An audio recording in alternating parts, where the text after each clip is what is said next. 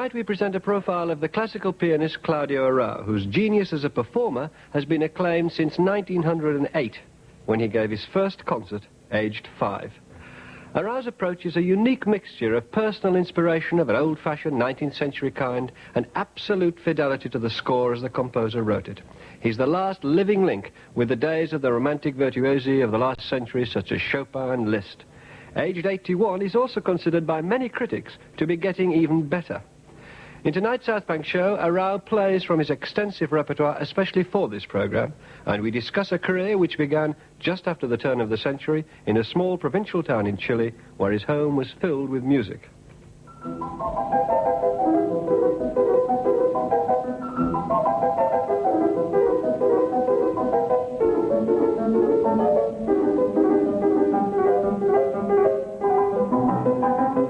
My mother used to play the piano very well. And from there I got the first idea of going to the piano and trying myself to play. Rondo Capriccioso. Yes, that I remember. Still it's in my memory that it was very beautiful and the way she played it.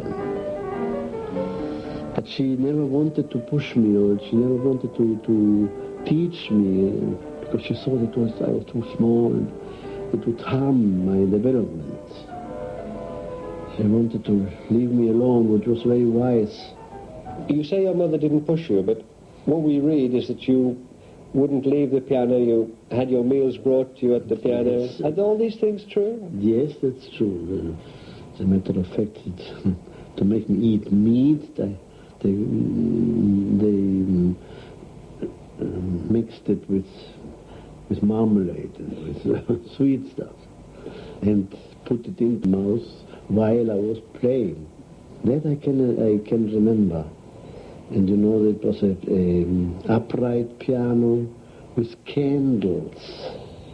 In those days, the upright pianos had candles. How did you manage to reach the pedals? They built a sort of a wooden box with two little pieces of wood that went down. You gave your first public concert when you were about 5. How did you manage physically to play the piano, first of all, being so small? Well, I remember that I thought they were afraid I would fall from my seat. So my sister stood behind me in case I would lose balance or something. Despite these difficulties, the 5-year-old pianist's first concert was a big success. He became a sensation in Chile, and in 1911, he and his family traveled to Germany on a scholarship from the government. In Berlin, he was introduced to the eminent pianist and music critic Martin Krause, who was so impressed by Arrau's talent that he not only gave him free piano lessons, but also took on the role of father, forming the boy's attitudes and introducing him to the best of European culture. As I always say, it was love at first sight. First of all, he was a pupil of Liszt. He was very strict and very severe and demanding from his students. But on the other hand, very understanding, but he could be very, very demanding. I remember when I was 9, I think, I was already studying the Transcendental Etudes by Liszt, and he had told me, in a week, I want you to play for me 3 or 4 of the Transcendental Etudes. So I tried, and of course it was still above my reach. And he was very angry. He said, "You are not living up to my expectations, and I'm sure you didn't practice enough." And anyway, I was it was the first terrible shock. But then I cried for several days. And then, but it was sort of a good thing to do, because it made me pull myself together. And I think in 2 more weeks I brought the 3 transcendental etudes and could play them more or less. They're very difficult, aren't they? Oh yes, some of the most difficult things written for piano.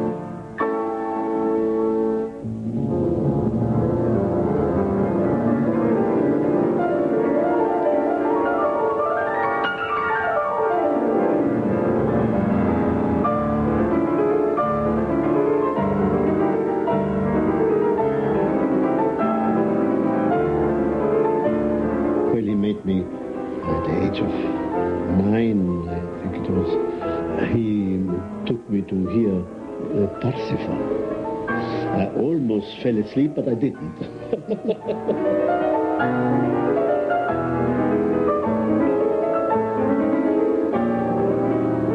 Was it very important to you that Krause was a direct pupil of the Liszt? Were you thrilled at that? Oh, yes, wonderful, yes, and he told us a lot of things that he had learned from Liszt and the things that he had heard him play. I remember the one that he told us about how unforgettable it had been to hear the Moonlight Sonata by Beethoven played by Liszt in one of the classes. He always talked about what Liszt wanted, always not showing off, but get to the core of the music you performed. Contrary to what people think Liszt was, used to be.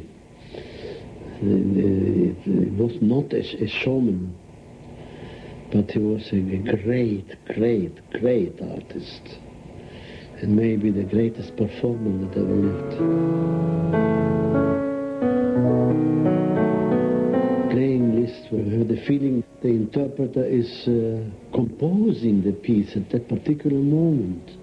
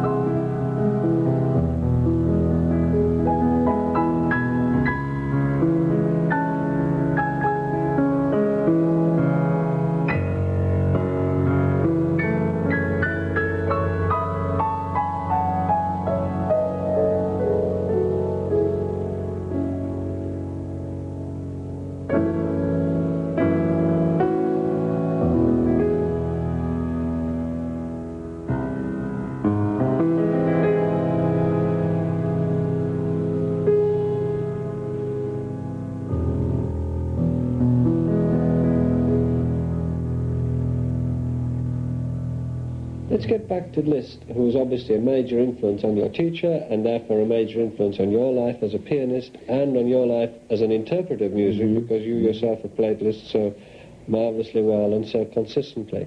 What do you most admire in Liszt's technique?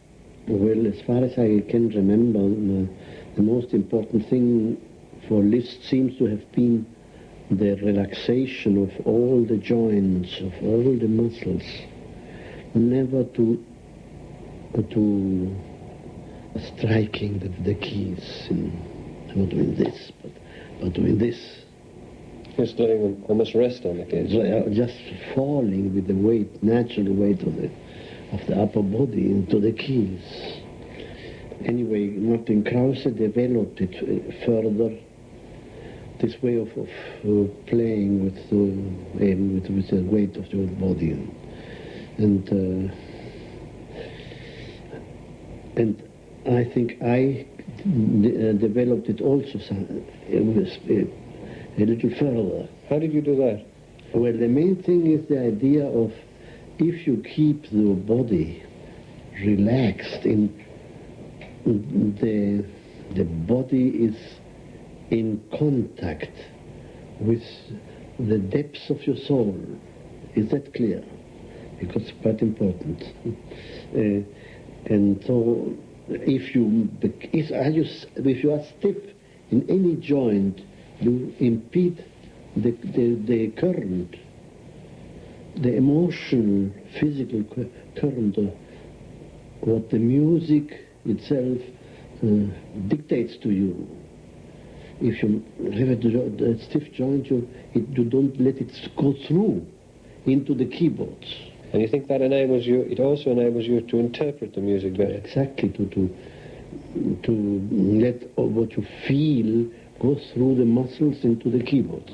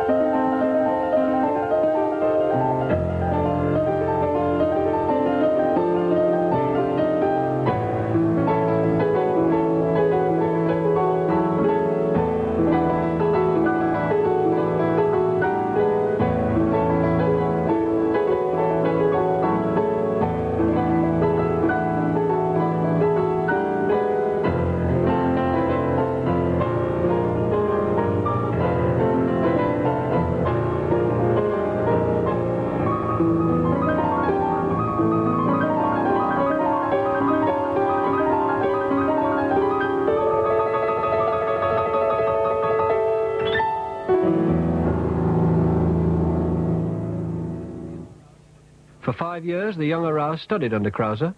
With his help, Arrau played in the major concert halls and courts of Europe, and his precocious ability was universally praised. But then, in 1918, Krause died. Arrau was just 15 years old. Well, at first I was desolate and very sad, and I thought it was the end of everything. I didn't want another teacher. I said, what I don't know, I will have to struggle for myself, which is sort of strange for a boy of that age, no? But I think I did the right thing. You found it quite hard for the few years afterwards, though, didn't you? It was very difficult. The transition was very difficult. That's why I can talk about it. It was, first of all, you know, the people who I had made already career as a child prodigy, you see, all over Europe. And then came the moment where they said, it isn't as much as we thought. And it's not what we expected. And decided that it was that I had gone through the same kind of getting stuck of other child prodigies. But well, it was very sad and and I could really feel in the audiences the disappointment. sort of they had expected something else from me. But it was, of course, it was too early. I was left alone, and those 4 or 5 years were very difficult. For a while, Arrau even considered giving up the piano. But then in 1924, he met a psychoanalyst from Dusseldorf, Dr. Abrahamson. With his help, Arrau discovered that it was his own mental attitude that was holding him back. Even more important, he also learned how to change that attitude so as to make the most of his talent. One of the things you said, that he helped you get over the unconscious desire to fail, you say. What do you And mean the by unconscious that? desire to what? To fail. To fail, oh yes. That's, of course, very true. What do you mean by You know, that? I started at that age, at 17 or 18. Suddenly I couldn't do certain things. And there was absolutely no reason for it, because my fingers were much better than that. But, and so I started thinking about it, and finally, with the help of Abrahamson, we discovered that there was a desire to fail so that I wouldn't have to live up to the expectations. That happens very often in the development of young artists. Also, I believe you discovered that you were relying too much, this is from your own writing, too much on the approval of the audience and not enough on your own interpretation. Yes. Did you discover that through him as well?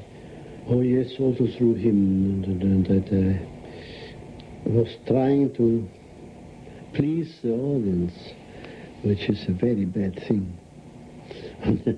One should really, but in other words, when you try to please the audiences too much, you achieve the contrary.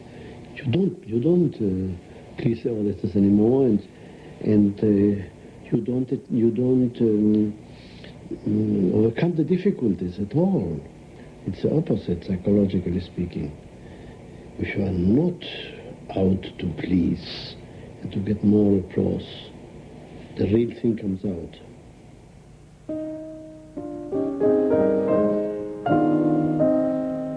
Perhaps the most striking proof of Arrau's ability to get more across is his playing of Chopin, who's often been regarded as merely attractive rather than a profound composer. Arrau's interpretations have revealed the depth of his work.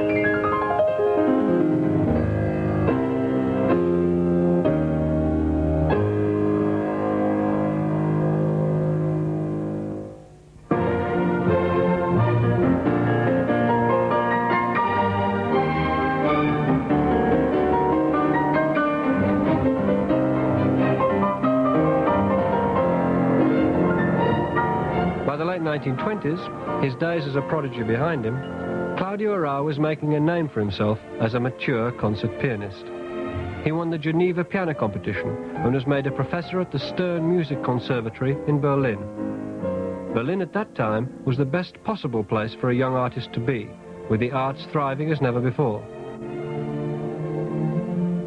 There were 30 theatres, many of them playing experimental drama, the Berlin Philharmonic Orchestra, 4 opera houses, and 4 great conductors, Furtwängler, Kleiber, Walter, and Klemperer. Well, it was probably one of those cases in history where that will not be repeated. And wherever you looked, there was something that was worthwhile to see and to hear and to listen to. And then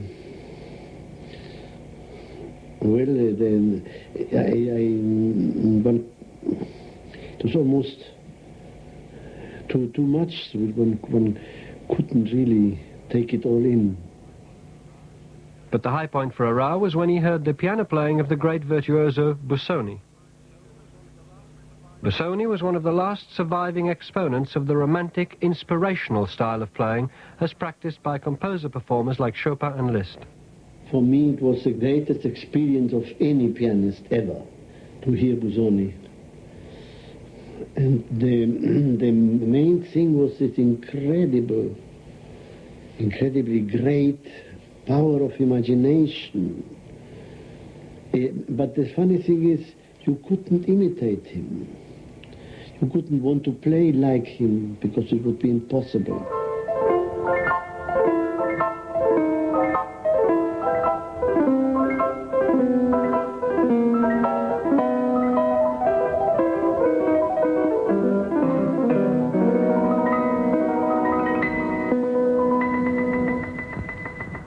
It wasn't even right. It wasn't right, even the right thing always. Sometimes it was very wrong.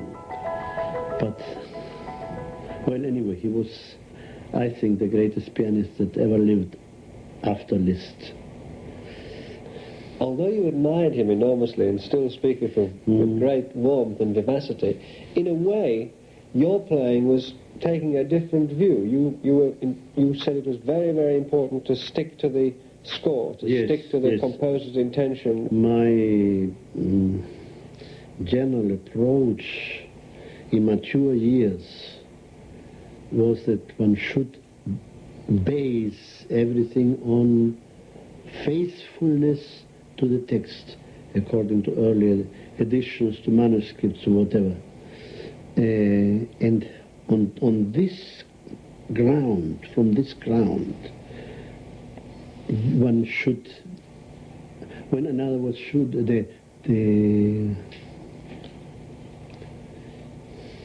how can I say that?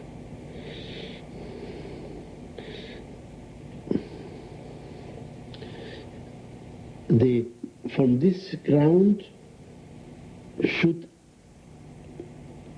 the actual creative flight start, but always on the ground of the exactness of what, if Beethoven wrote pianissimo, you don't play fortissimo, and that kind of thing. Arrau combined his interpretive ideas and respect for the text with tremendous hard work. At one period in the early 1930s, he practiced 14 hours a day. The approach paid off.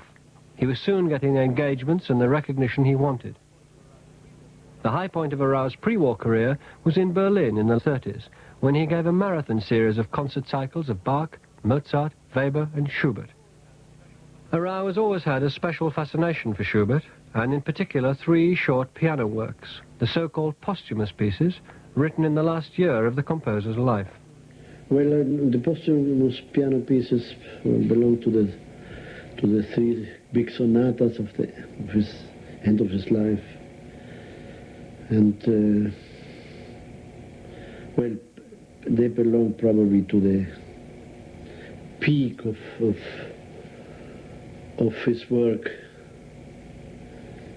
And they have this, what I think it's so undescribable, is this feeling that he feels the proximity of death.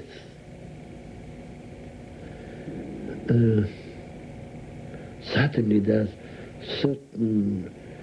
I have sometimes a feeling when I play that I don't know whether I can project it, but that suddenly there's the grave, like an ice-cold breeze from the grave.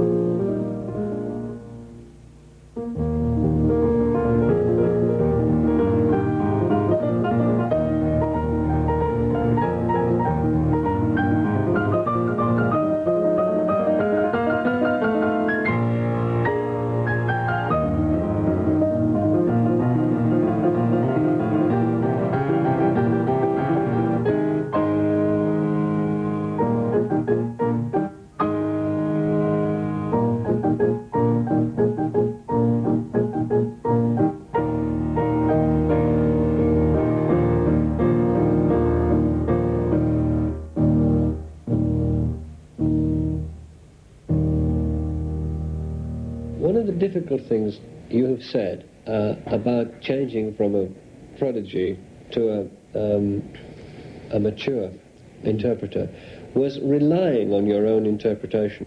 Did you come to be able to rely on your own interpretation? Gradually, yes. With great difficulty. Over years and years and years. What was the center of the difficulty?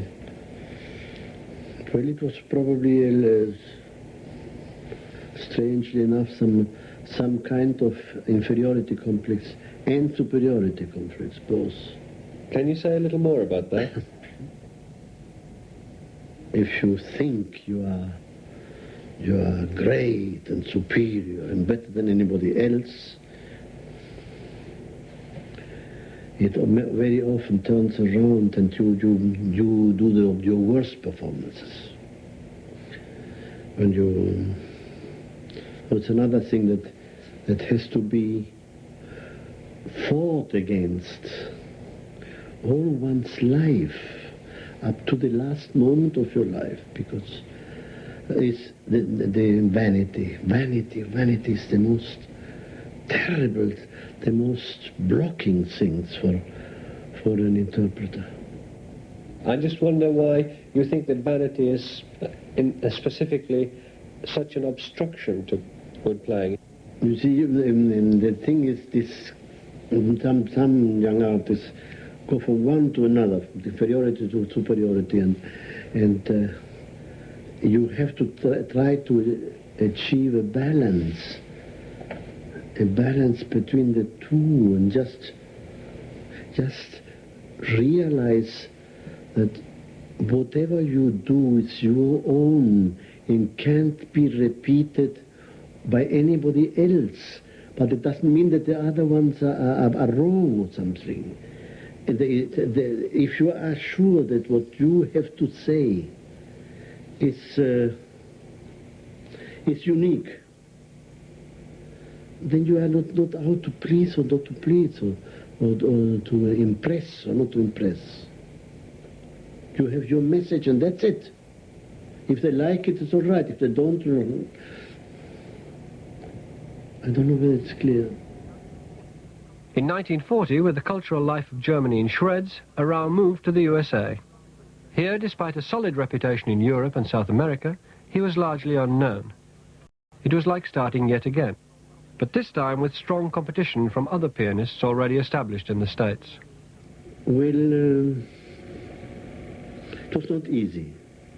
It was not easy because, just before had been the sensational success of Horowitz in its best time, of Serkin in its best time. So a new pianist, for a newcomer, was quite difficult to produce a similar sensation. So it took some time. A few years. The 1940s and 50s were years of dedicated effort for Arrau. He gave more than 100 concerts a year, mostly in the States and Europe, but also further afield. At the same time, he was playing for records, radio and television. By the 1960s, he was acknowledged as one of the leading pianists in the world. The key to the growth in his reputation in this period was his mastery of the great German composers, Brahms, Schumann, and above all, Beethoven. What does Beethoven epitomize for you? What do you think is the single cluster of qualities that you most clearly associated with Beethoven? I would say his message, which is struggle and victory, like no other composer. And I think that is also why the young people all over the world, including Japan, they just want to get this message, because they live in a desperate world, so to speak.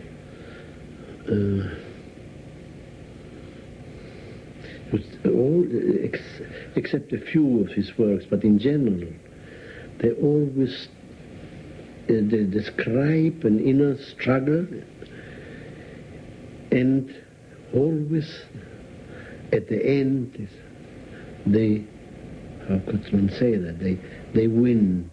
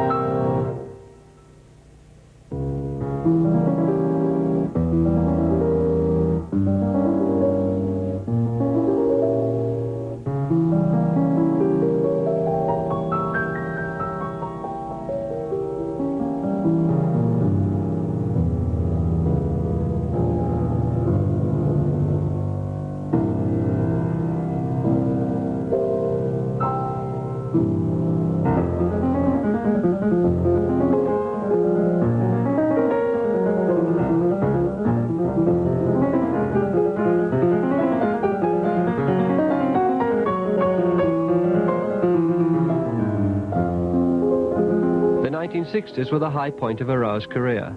He played all over the world with all the top conductors and orchestras. What made him unique was the range of his repertoire: Brahms, Schumann, Beethoven, Schubert, Chopin, Debussy and Liszt, coupled with his increasingly profound interpretations. Throughout his adult life, Arrau has remained a seeker after truth, a student of every type of art. His house is full of pictures, sculptures and books. He feels that this knowledge and interest has had a direct bearing on his depth as an interpreter, and traces this, like so much else, back to the liberal education he was given by Krause over 60 years ago. You talked at the beginning of the interview about the amount of culture that you were introduced to at an extraordinarily early age. You feel that this has been a great sustenance to you, do you, this cultural... Oh yes, it has helped me a tremendous amount. I don't think that I would have reached what I think is a point of understanding what I play. Without that, it wouldn't have been possible, probably. So it's not simply technique we're talking about, it's something else, isn't it, as well? Something else, absolutely. Something, well, that develop the intuition. Sometimes you sort of don't understand the meaning of a piece of music. And sometimes you start looking at works of art, and suddenly, to intuition, you see the light and what these few notes mean. Finally, have you ever thought where the quite extraordinary early gift and continuing gift for music at this very high level, have you ever thought how it came about in your own life, how it came to you particularly? What finally thoughts do you have on that? Being this 2-year-old, 3-year-old boy starting to play the piano and many, many years later still playing the piano at an extraordinary high level. How did that come about, do you think? That's a difficult question.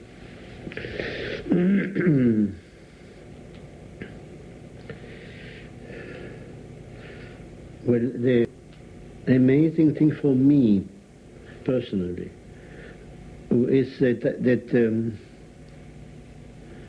at the age of 81 next week,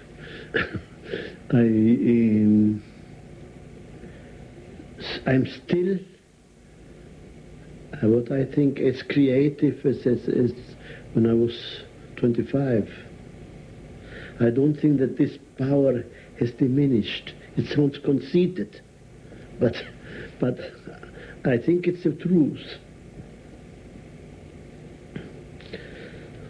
That is always very mysterious to me if it could happen. But usually, you know, certain artists at a certain age, they change or become more serene or that. But I don't think so. I don't think that I have become serene. By any stretch of imagination, I wouldn't say that I am serene.